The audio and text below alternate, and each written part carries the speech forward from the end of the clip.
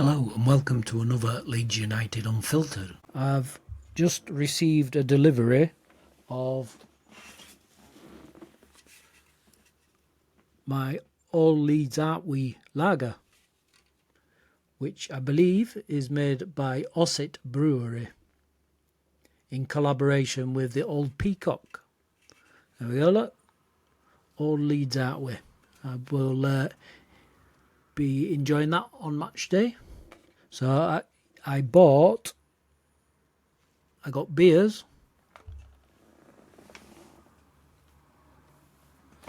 and then I got a pint glass, an All Leeds Artwee pint glass, which is cool. There we go, look, Osset Brewery and the Old Peacock. And then also you get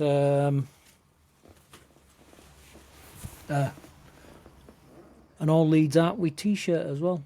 All Leeds Artwee Lager t-shirt, which is pretty cool. So thank you to Osset Brewery and the Peacock, and I shall be enjoying that on match day. Well, I'm absolutely fuming today. How the hell have they got this so wrong? Yes, the 49ers have completely failed us in this transfer window. First season back in the Premier League for Leeds United, and the most important transfer window in a long time, where we needed lots of improvements, and they've managed to mess it up. To be honest, from a defensive and a midfield point of view, they've done okay, but it's clear for all to see that we needed some more attackers. Well, deadline day has been and gone, and they've failed to secure those. Daniel Farke for the last few weeks has been talking about needing 2 extra attacking players, and in his own words, otherwise it will be very difficult for us to remain as a Premier League club. And if the manager's saying that, he's calling out the ownership and pointing out what he needs to get the job done. And the recruitment team fails when the money is available and moves are made, and yet nothing gets done. That's nothing but a failure on their part. So the first thing I wanted to talk about was our attack. With the loss of Bamford, Joseph and Ramazani, have we actually improved? We've gone up to the hardest footballing league in the world. Okay, so Bamford and Joseph weren't key players for us. However, they were still players that could have played a part. Whereas Ramazani, I think, is a huge loss. And why would the club agree for him to go out on loan if there's not a replacement lined up? The attackers that we have signed, Dominic Calvert-Lewin, is a massive injury-prone player who has struggled in form in the last 2 seasons, while playing for a team also at some points fighting for their life in the relegation battle. So what makes us think he can come here and we can keep him injury-free and he can pick up his old form? Why didn't we just stick with Patrick, who was already here? He already knows the ins and outs, the game plan, the team, the system, but instead we've paid off his contract to bring Calvert-Lewin in, which just frankly makes no sense to me. Then we've got Okafor from AC Milan for around £20 million. He's played 1 game and he's injured already. Again, a very injury-prone player who hasn't played that many minutes in the last few seasons due to injuries, so that's yet another gamble. He did look pretty good when we played against AC Milan, but I don't think he's a player that we can rely on to make a difference in the Premier League. Mecha looks great, and for a free transfer I think he'll add a lot to the squad. He's got good hold-up play, he brings physical presence, but again, he's not a prolific goal scorer, and again, he's injury prone. All of these attacking signings don't fill me with confidence that we're going to have enough to score goals, and that seems to have been shown in the first couple of games, where chances have been very few and far between. We still haven't scored a goal from open play, and we've barely created any chances in those 3 Premier League fixtures. And as harsh as it is to say, I think some of our existing players aren't looking like they're going to make the step up into the league. Players like Dan James, absolutely brilliant for us in the Championship, but so far hasn't looked great, and the same with Brendan Aronson. Now I think one that could step up and make a difference is Nonto.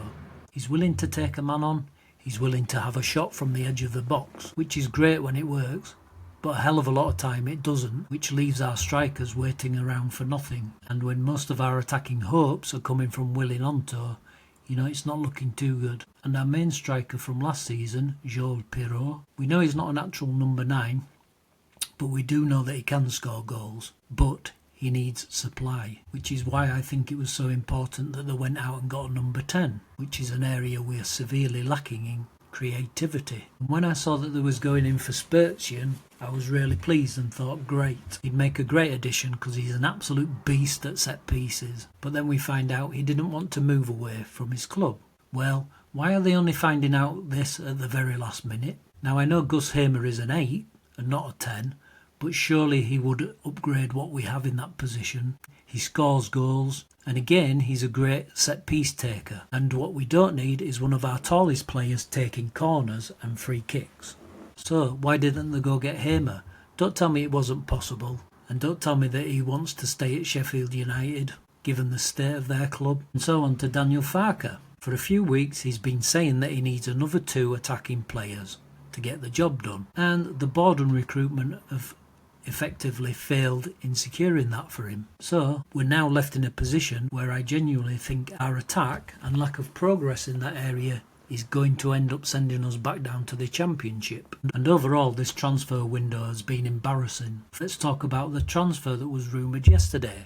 Wilson from Fulham. Fulham, who have signed multiple wingers, so if any deal was going to get done you would have thought it would have been this one. But no, even that one fell through. And this is what happens when you leave things till the last minute. You run out of options. I mean, what were they thinking leaving it till deadline day to do business? Everything should have been done and dusted weeks ago. But we wouldn't be Leeds, would we, without the last minute panic buy? And even that didn't come off. So is this even worse than Victor Orta? Then we had El Canouse, that was another midfielder that we had interest in, that we chased for nothing. And then we also have Muniz from Fulham. He's had a great start to the season, and he would have been a fantastic striker for us to bring in. But I think that one was always unrealistic, and I think they wasted far too much time messing about with that. Who knows? Maybe they could have put more effort in, thrown more money at it. Maybe we'd have got him.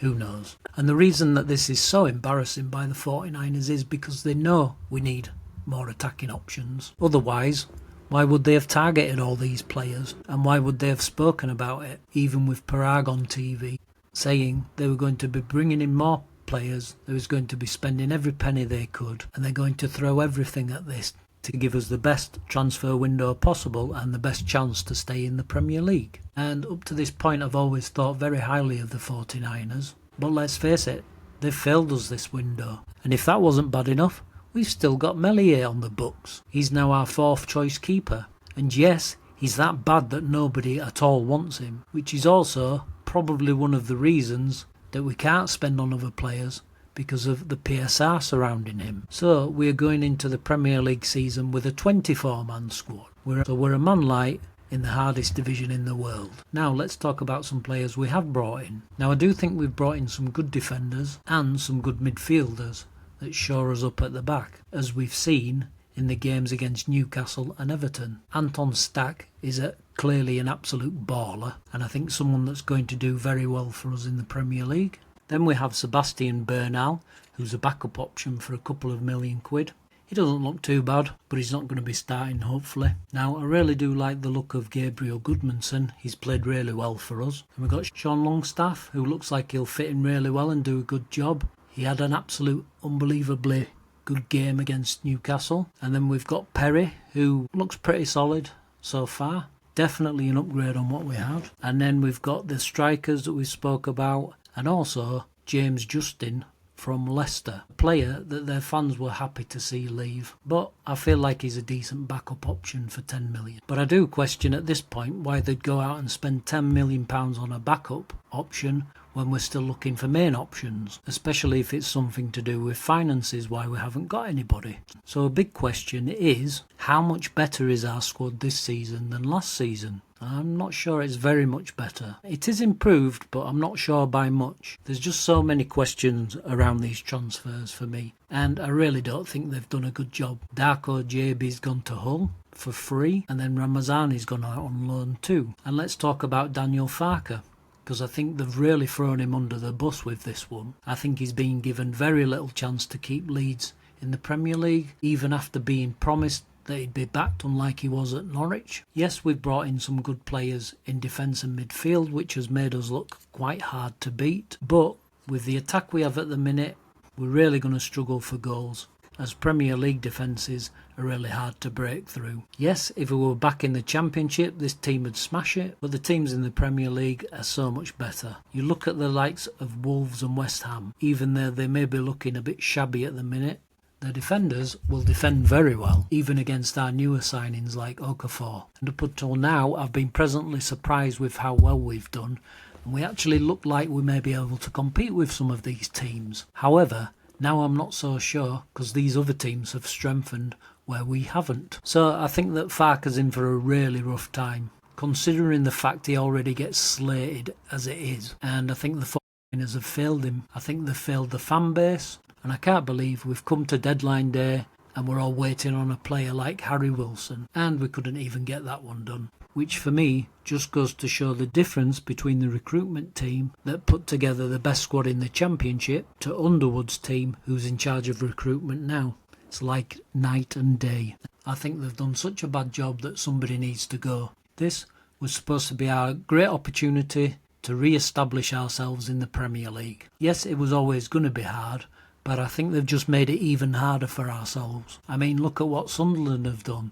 They've done absolutely fantastic business in this window, which just goes to show it can be done. So, there's a lot of questions to be asked of the ownership. And what I'd also like to know is, what exactly is the point in having Red Bull as a sponsor and also a shareholder if they can't help us out a bit with some players from some of their other teams? So Leeds fans, let me know how you're feeling in the comments. I shouldn't imagine that there's many people that are feeling good about the transfer window now. Yes, some good defensive and midfield signings, but from an attacking point of view, I think we look pretty awful. But the main failure for me is the fact that the manager has said repeatedly he wants 2 more attacking players, and they've got him 0. Anyway, that's it from me for now. Hit like and subscribe, and remember, keep on marching on together.